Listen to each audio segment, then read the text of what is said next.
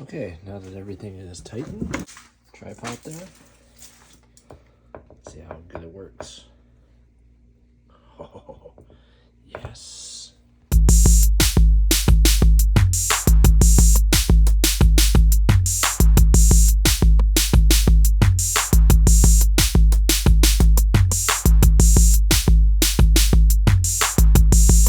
Alright, hey everybody. I am going to be making a what's called a shoe last post. As you can see online, there's these shoe last posts that help release the shoe last off of the shoe. Cost a lot of money, upwards to like $120, $130 shipped. So instead, what I've decided to do is get myself a couple of items here. Two Simpson tie down brackets, $5.99 each.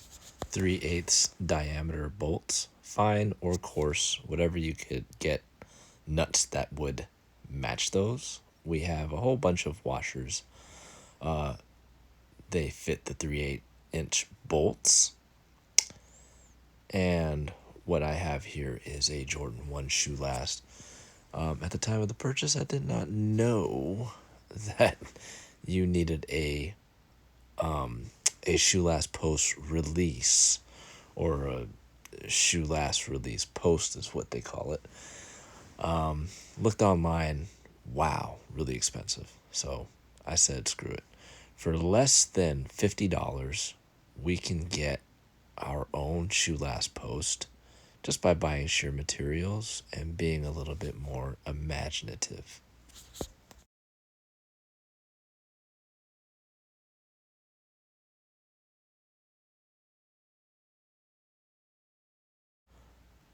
Okay, so what we're doing right now is we're trying to configure this into an L-shape bracket.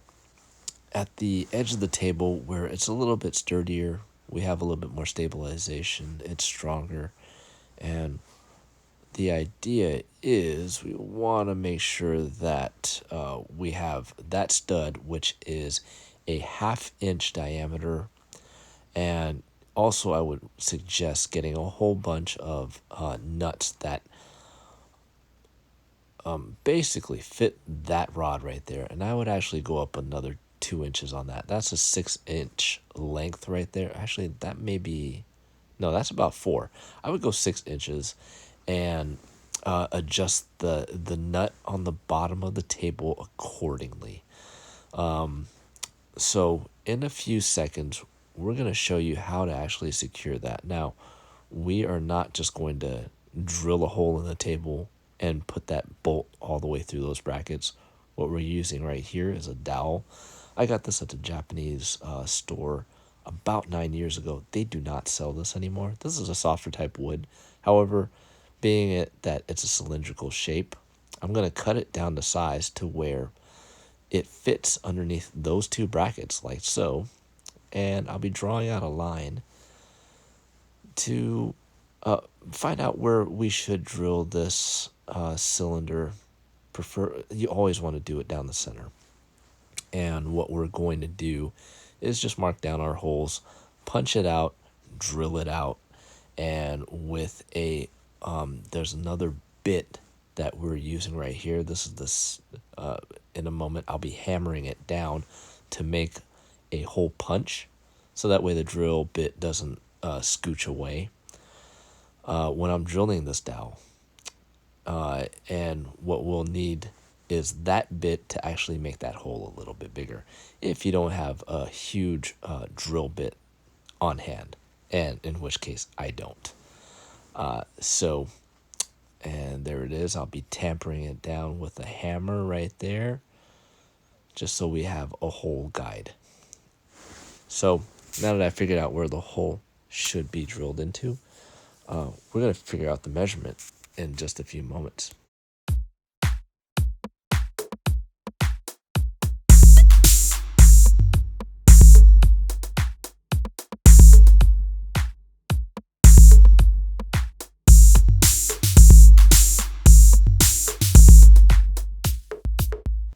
Okay, so we're just lining up our holes right now. We're going to be going in and drilling into it. Now you'll see that mark right there. That's where the top of the shoe last actually meets that bolt. So I want to make sure that we're a little bit above it. Now I would do suggest getting a longer bolt than this. This one's about a 4 or 5 incher. I would suggest going up 6 inches maybe. You'll need a little bit more clearance space to release the shoe off of the shoe last. It's a little bit tight, so I'm going to probably replace that bolt with something a little bit longer. So that's my project coming up. Now what I'm doing is I'm measuring it out. This dowel, it will actually be underneath those two Simpson tie brackets, and that'll give us a good stabilization right there. So I'm just going to measure all the way around, use a jigsaw to do the initial cut. The jigsaw actually, the hand jigsaw actually got stuck about 1/4 of an inch here. So I switched over to a Japanese style saw, which you'll see in just a bit. All right, so what I'm doing here is I'm using 2 types of saws. One of them is a jigsaw, and the other one is a simple Japanese style saw that you could use for lightweight type wood. Now, this wood right here is fairly soft but very stable in a dowel form.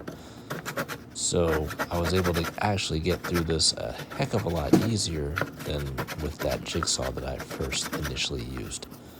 I want you guys to be careful when using that.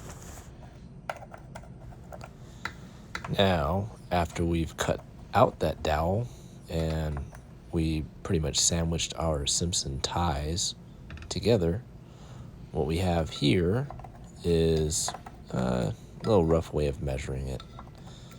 If you guys are really hyper anal about being very accurate, you can measure stuff out. But I like to draw circles.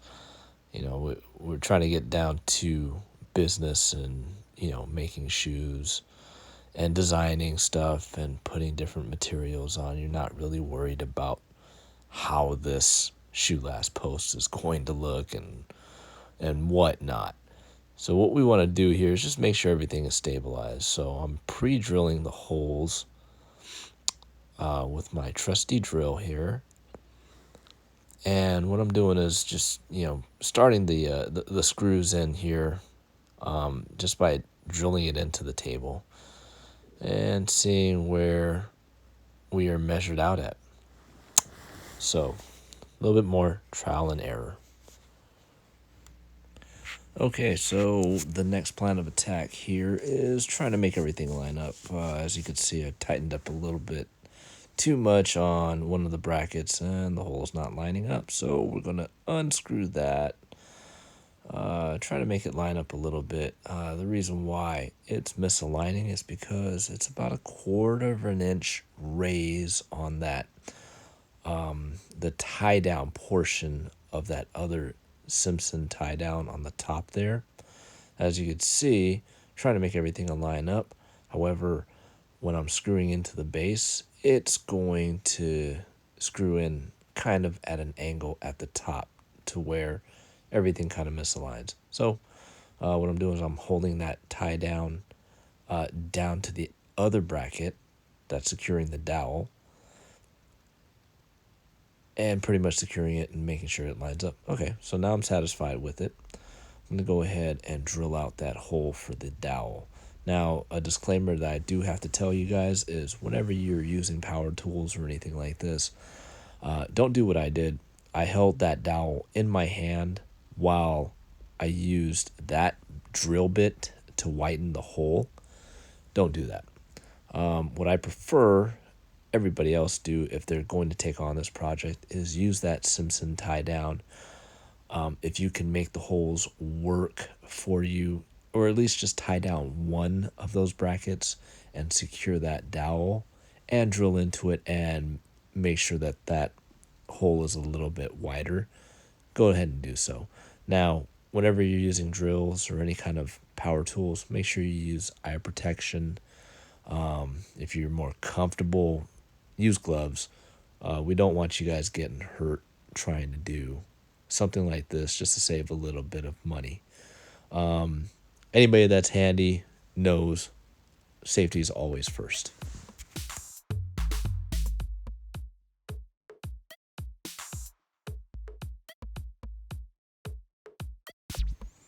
And I've decided to ditch that idea of sandwiching the dowel and putting it underneath the table to secure it. What I did instead is I put two heavy duty washers and a nut as well to hold down those washers, and decided to secure it that way. I think it'll be enough protection. You have two Simpson tie downs to hold this dowel in place. Plus, you have the dowel also keeping the stem of that bolt rod that we're using in place and a heck of a lot more secure. So, decided to ditch that plan. Now, what I'm doing is I'm just making this hole a little bit wider and test fitting as I go. We're pretty much down to the home stretch. Just got to widen that hole, fit that rod in, and let's see how everything fits.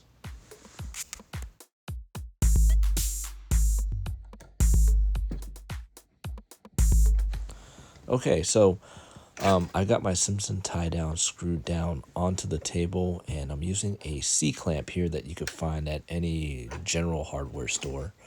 Home Depot is where you could also find that. That could, if you don't have that already on hand, that could put into the budget for this whole project here. I think it's about close to $10. Maybe it's about $15 now. But it's a very useful tool, and you could use that around the house. You could use that to, when you're gluing two boards together. It's really a handy tool. So what I'm doing is I'm securing that dowel in, and I need to widen that hole so that way the bolt actually could fit through there. Now it's a pretty tight fit right now. So what we're going to do is just keep on drilling, test fitting, drilling, test fitting.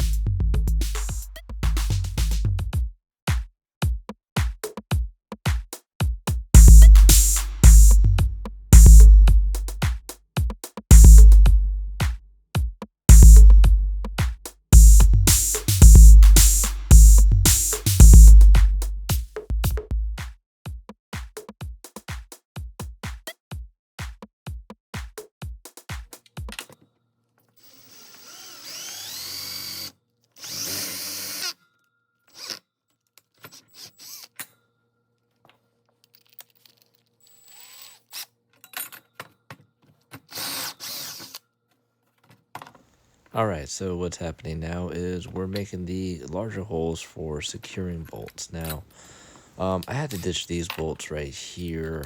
Those are the 3/8 ones that I got from Home Depot.